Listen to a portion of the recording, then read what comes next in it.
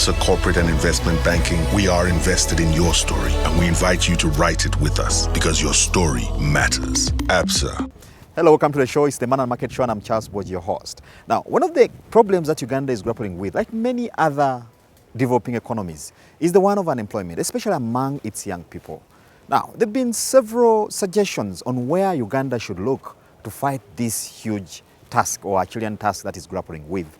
And one of those areas, of course, has been agriculture. However, industrialists point to the fact that industrialization or manufacturing can be one of the areas that would be the silver bullet for this huge problem that the country is grappling with. And in this segment, we are hosting a member, a player, and a leader within Uganda Manufacturers Association to find out what are the views that they are putting on the table for this.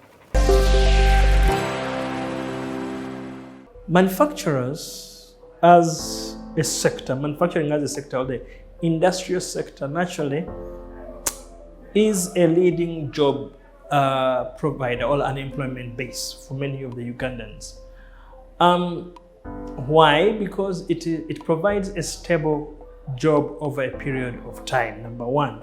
And it has a very long value chain, number two. Number three, at least it provides the amenities or the incentives that cannot be found in the agricultural sector. In the service sector, yes, you may find some of these things, but without the manufacturing sector, sometimes the service sector cannot actually provide those comfortable things. So the manufacturing sector is not just a job provider, but actually a sustainable job provider. So how is the job market faring? As long as the economy is growing, as long as the sector is growing, the job market will fare well. Why? Because the economy is projected to grow anywhere between 6.2 to 7.5% in this year, depending on the statistics either of IMF or World Bank. So it depends on which statistics you're using, but the economy will grow. And as long as the economy grows, one of the top leading sectors that support economic growth in the country is the manufacturing sector.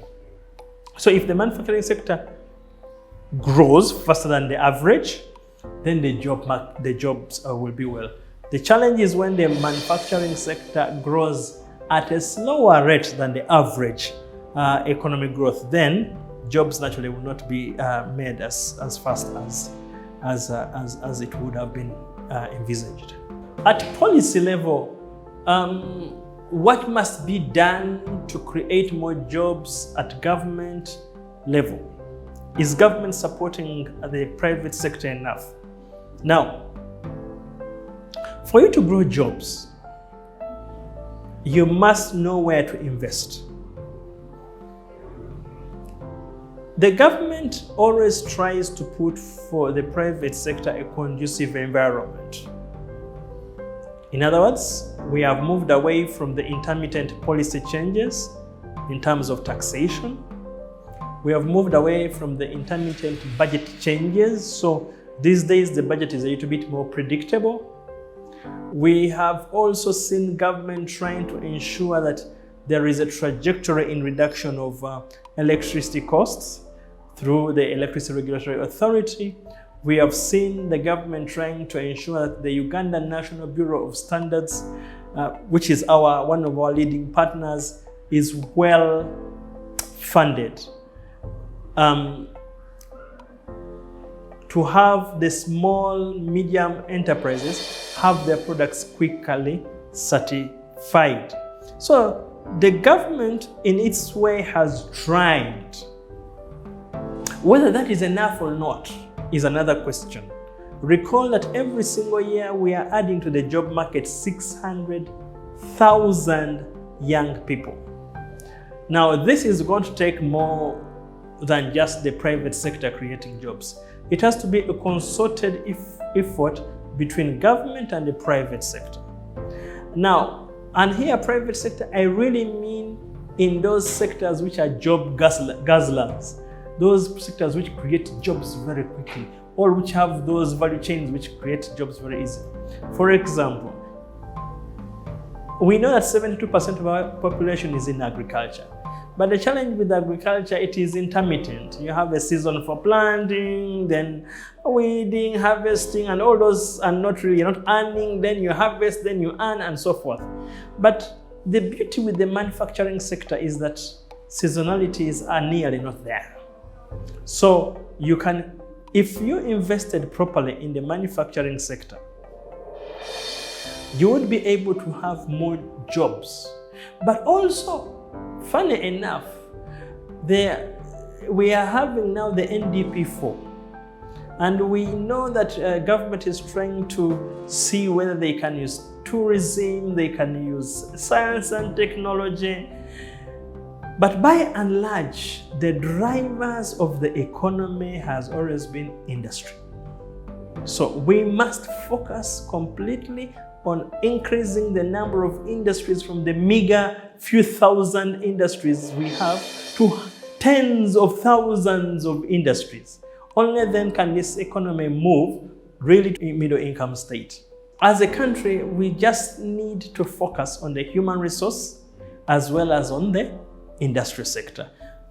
If we can drive these two together, then we are really going to, we shall have job growth. We will not have job redundancies.